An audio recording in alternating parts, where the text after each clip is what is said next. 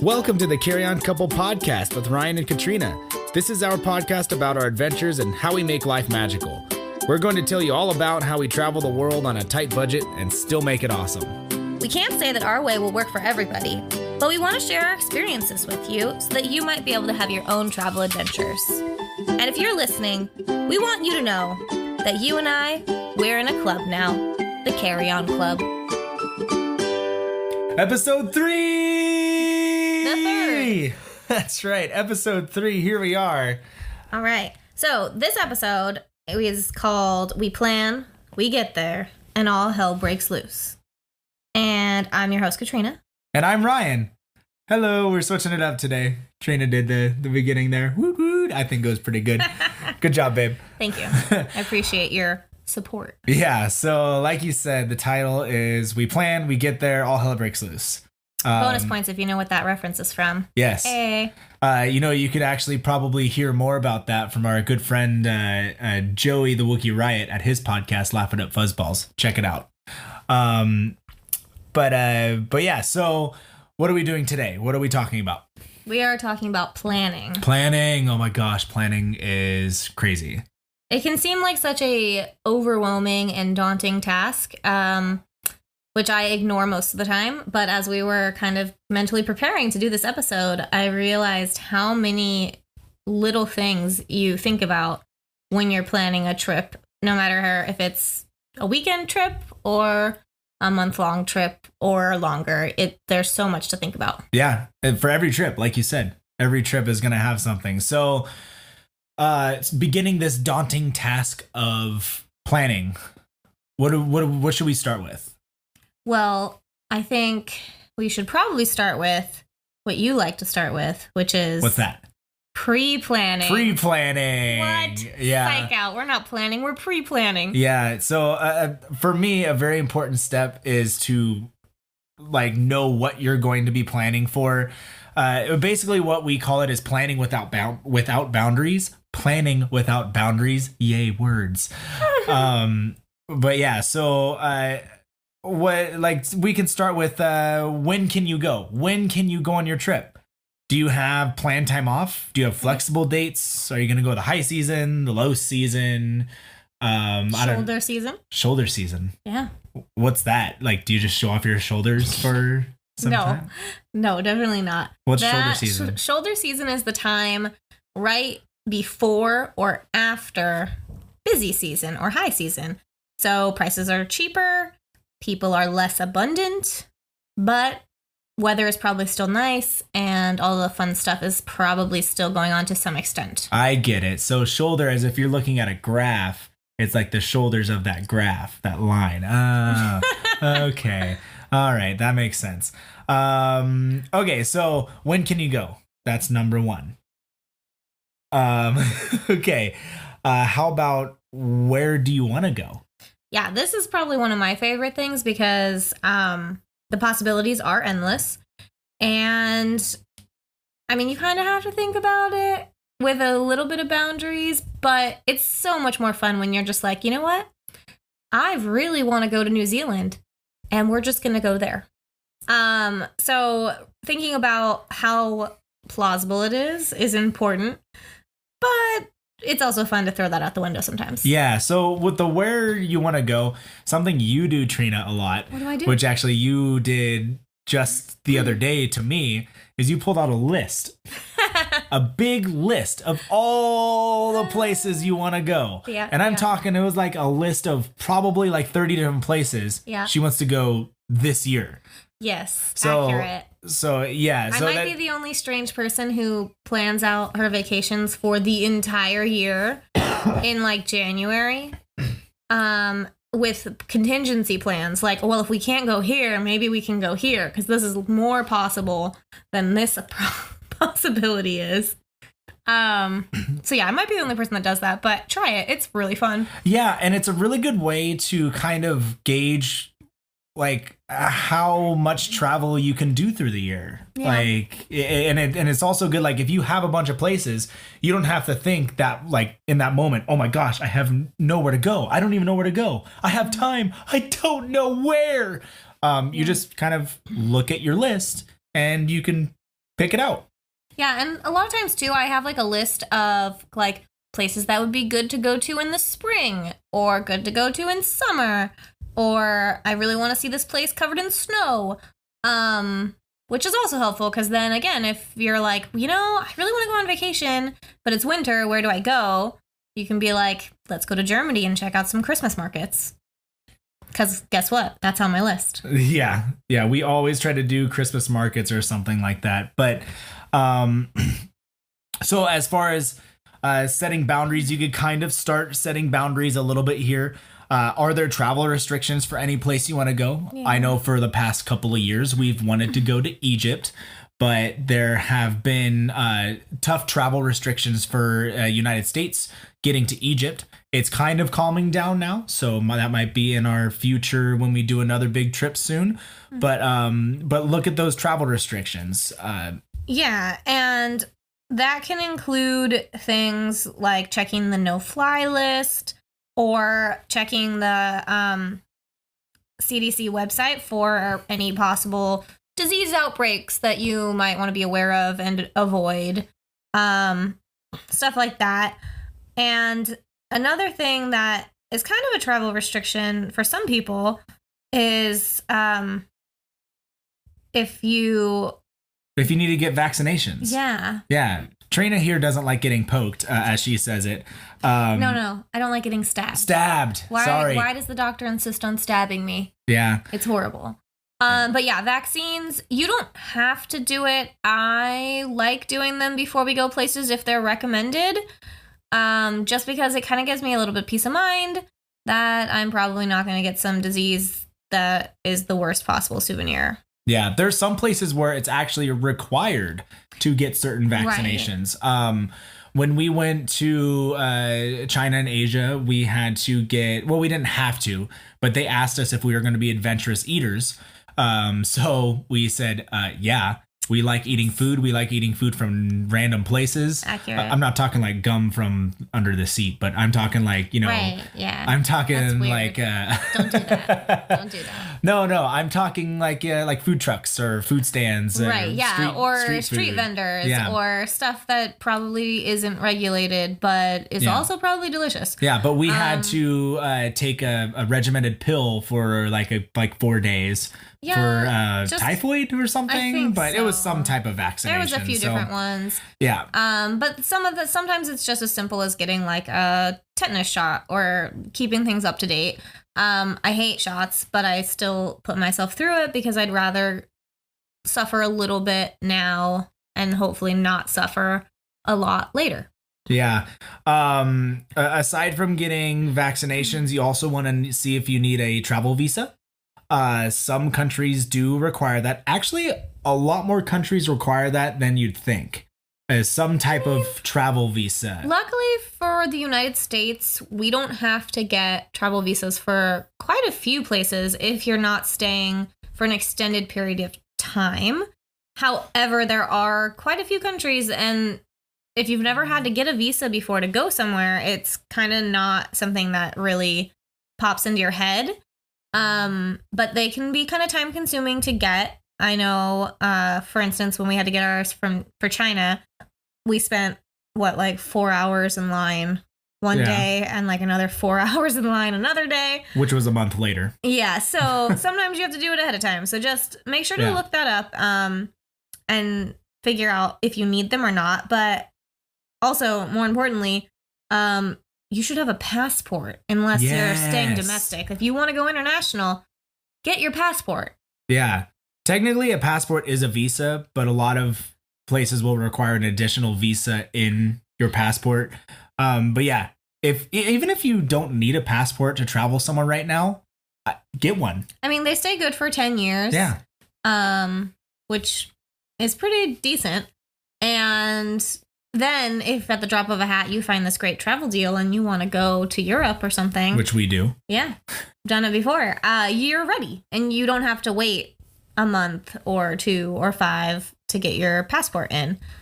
Nothing sucks more than really wanting to do something and committing and then realizing, oh, wait, I don't have my passport and I can't get it in time. Yeah, get it now while you can. Otherwise, you'll have to pay an expedited fee, which sometimes you won't even need to pay the expedited fee. But it's just another one of those peace of mind things. Like you pay that fee to get it a week instead of possibly getting it in 3 to 6 months. Yeah, So, and you always run the risk, too, of something going wrong with the process. I know a while ago my sister was getting hers, and it got returned and messed up a few times, which made it, like, she started the process way far in advance and just barely got her passport in time, like a week before they were leaving. So that's stressful. Oh, my gosh. Because it just kind of got messed up a few times here and there. Okay, a new thing that's coming out. This is countrywide. Something that you're going to have to get if you want to get onto a plane, no matter what. Yeah, domestic planes even. Yes, our regular, California, all 50 states. For us, we have to get a new driver's license or a new license. It doesn't have to be a driver's license, essentially. It just has to be a real ID.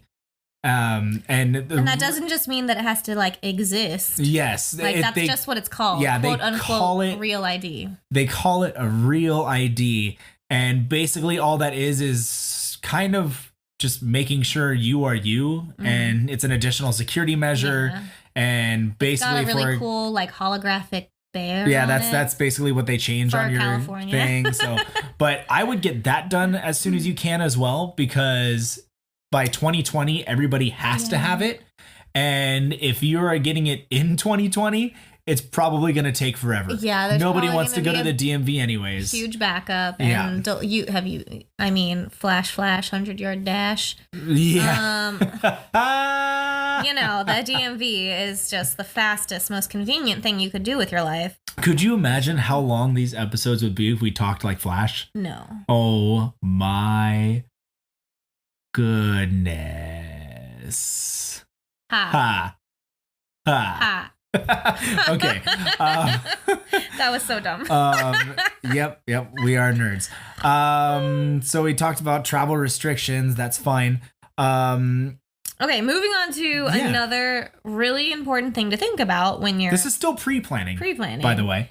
Yeah, I mean, this can kind of go by fast. So it sounds really long, but we're just giving you lots of ideas of things that you should think about. So, I like this one a lot. This is, why do you want to go? Yeah, what's your motivation? Yeah. So that could be anything as small as, you saw that really cool post on Facebook and decided, like, I'm going to go check out that restaurant. Or, I don't know, you decided that you really need to have a Belgian waffle in Belgium. Which we've done both of those things. Yeah. We've done travel based off of Facebook or Instagram posts, and we also wanted to land in Belgium for a Belgian waffle. And some chocolate. Yeah. My, I would say probably top motivation for travel is almost always food. Pretty much. Yep, that's what hers is. Love food.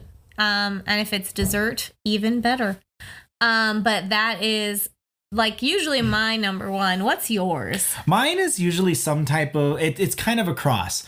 It's usually either an activity. Mm-hmm. So like when we were in New Zealand, I really wanted to do luging. We'll talk about that in our New Zealand episode. I had no idea that he really wanted to do that. I just thought he saw it and was like, ooh, luging. This looks like fun. I really wanted to do it. So activities for me is one thing. Sorry, I'll try not to clap next time.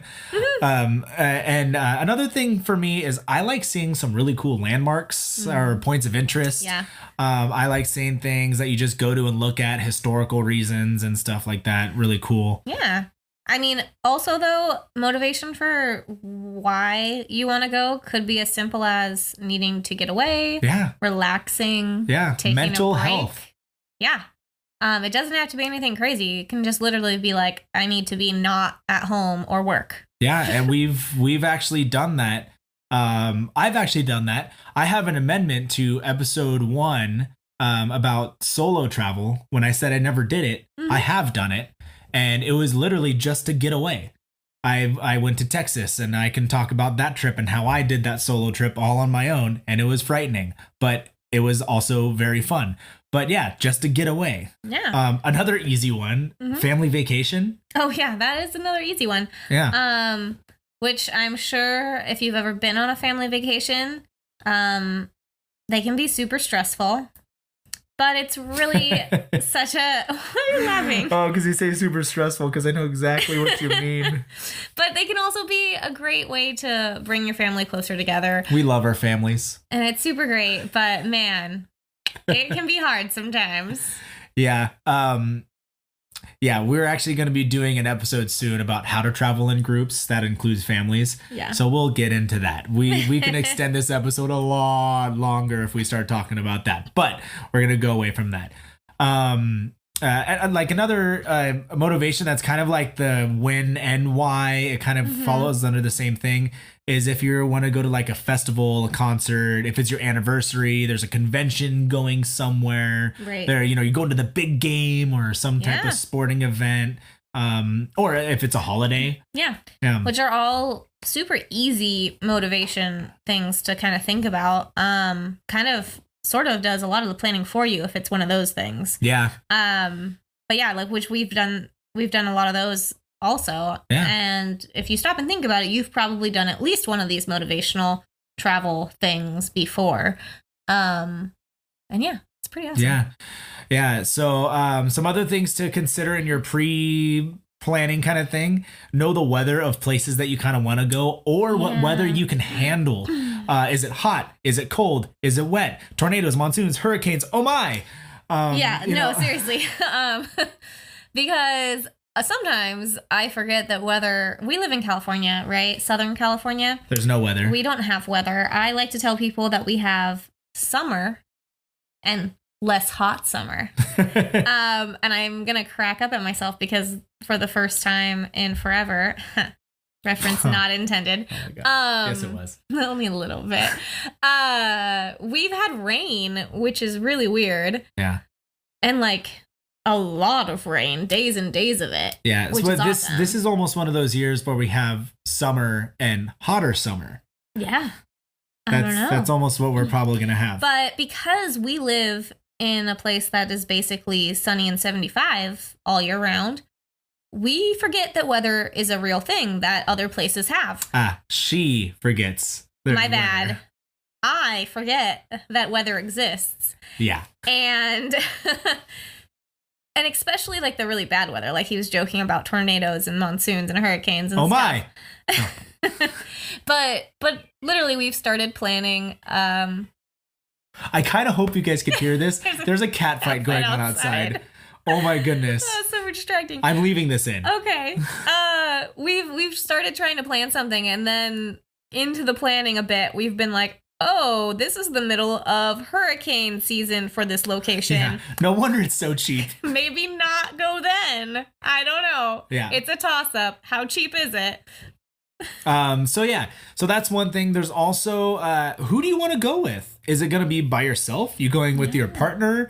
You're going with friends, family, a small group, a large group? Who's going to be there with you? Which is honestly, again, just going to help a lot with your planning to know kind of what you're looking for based on how many people you're going with. And I don't know. We're going to, like I said, we're going to talk in a later episode about groups. Group travel, because that can be, I think, one of the most difficult traveling with who kind of things. But again, we did include solo in here.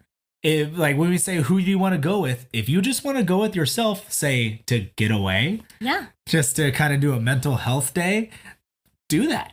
Yeah. Solo travel, like he said, it can be totally scary because Ryan almost just died, by the way. No, I didn't. It can be scary because you're all by yourself and what are you going to do? But it can be super awesome because you don't have to worry about asking anyone's opinion on what they want to do. You literally just get to do whatever you want. Yeah. So that's something you can consider. Another thing that's a consideration for pre-planning. How can you get to this location? Yeah. Can you get there by car or bus or train or plane? Do you have to get there by boat? Forgot boat. I said, do you have to get there by boat? Okay. Because there are some places that you can go now, but you can't fly there. You have to go by boat. So this is by a cruise. Another thing that I take for granted all the time. We live extremely close to everything. Ridiculous amount of airports. Yeah. And really, really close to LAX, which is just, they go everywhere. You can get pretty much anywhere from LAX.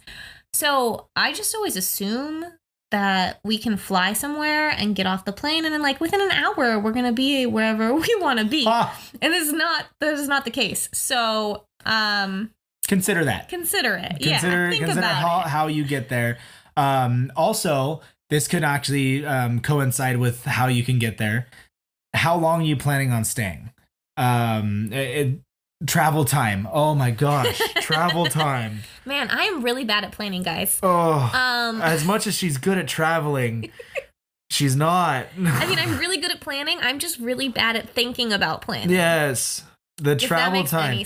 Take into consideration how long it will take to get there. And if you're going multi-destination, which we do a lot, take into consideration how long it takes to get to your next location. For example, if you have to fly to get to another location, you're going to have to consider getting to the airport. You have to add like going 4 through hours security, flying, flight time, getting off. It's horrible. Finding your bags, doing all this other stuff, getting away from the airport. You have to consider all of that stuff, and it's sometimes it's longer depending on where you are. So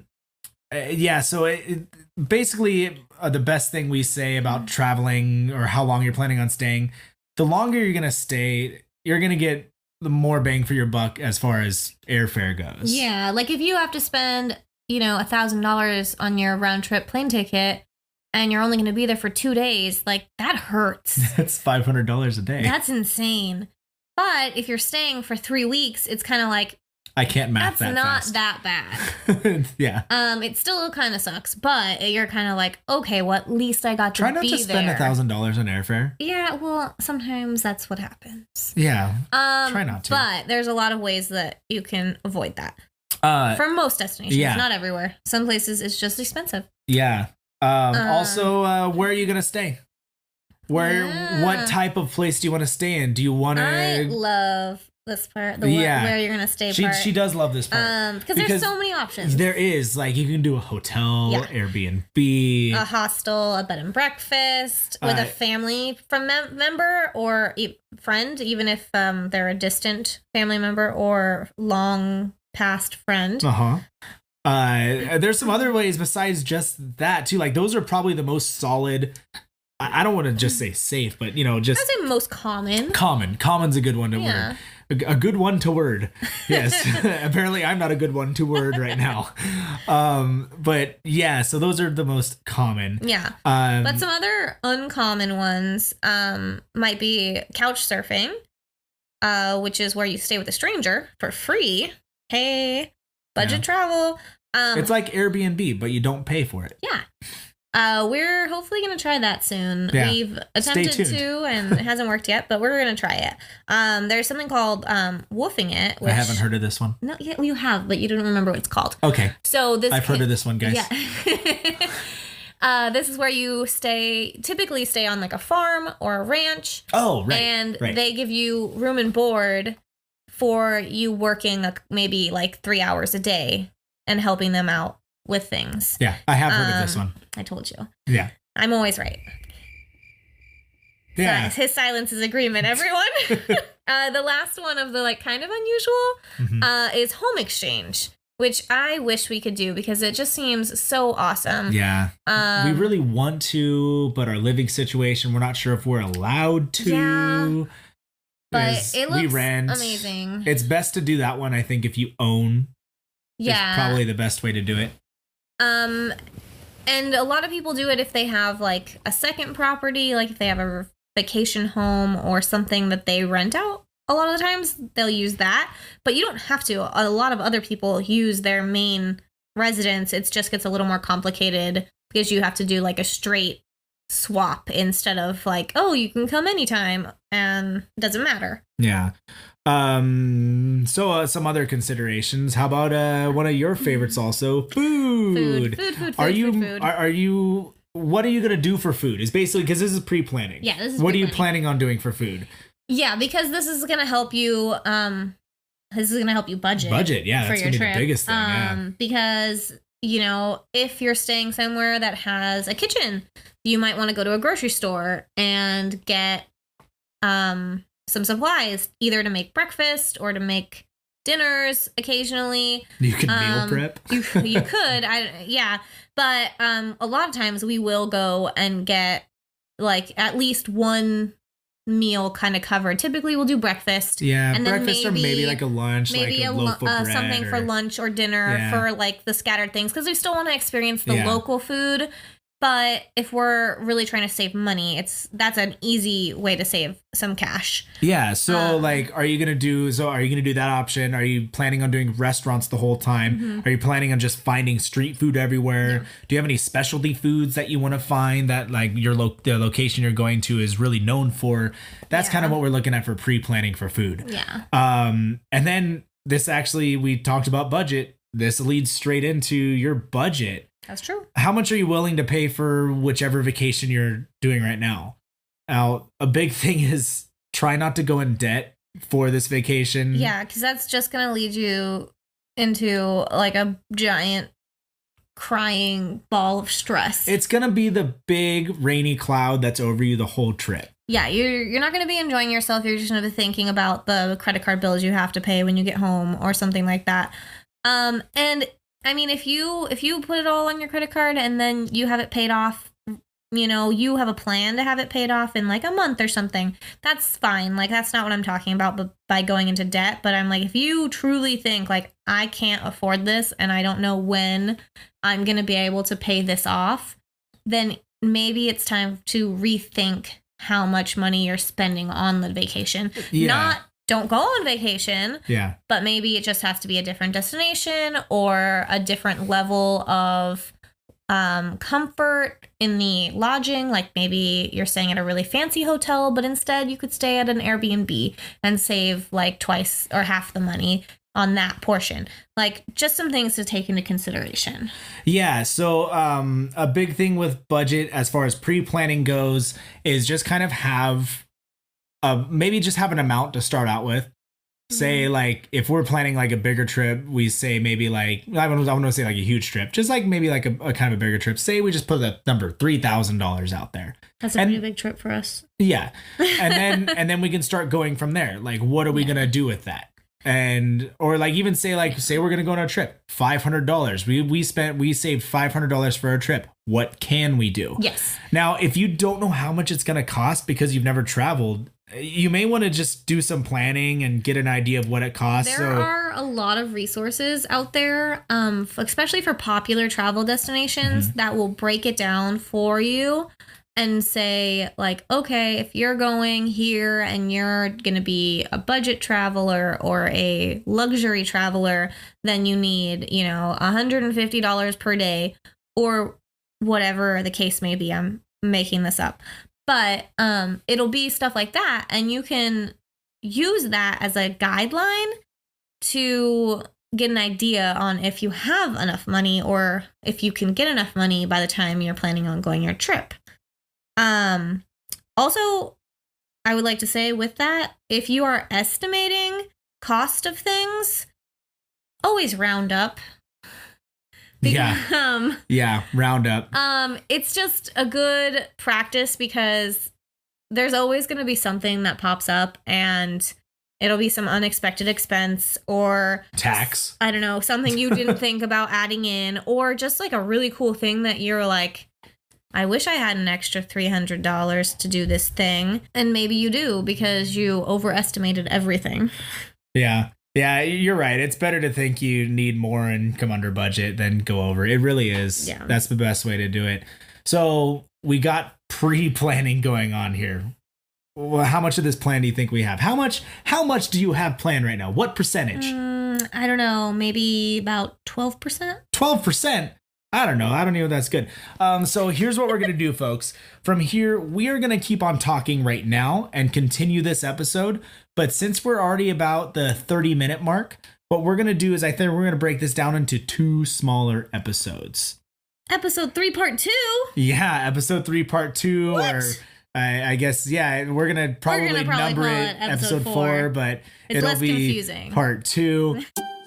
Thank you for listening this week. If you enjoy this show, please share us with your friends. And review us. That's right. You can listen to us wherever you listen to podcasts. Seriously, we're everywhere. Everywhere. You can follow us too on Twitter at CarryOnCouplePC, Instagram or Facebook. That's Carry On Couple Podcast. And you can also email us. That's right, at carryoncouplepodcast@gmail.com. Now, we're all about these free podcasts. We're just doing this for fun. Really, we are. However, if you do want to support us, we won't say no to money. Just go to anchor.fm/carryoncouplepodcast and click the support this podcast link. We have an exciting opportunity for you. That's right, you can be heard on Carry On Couple Podcast. What? That's right. It's simple. You just download the Anchor FM app, search Carry On Couple Podcast, tap voice message, and start recording.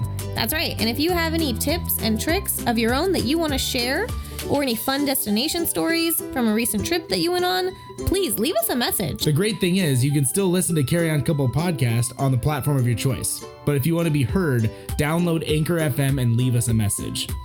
Until next week, thanks again. And remember, you and I, we're in a club now.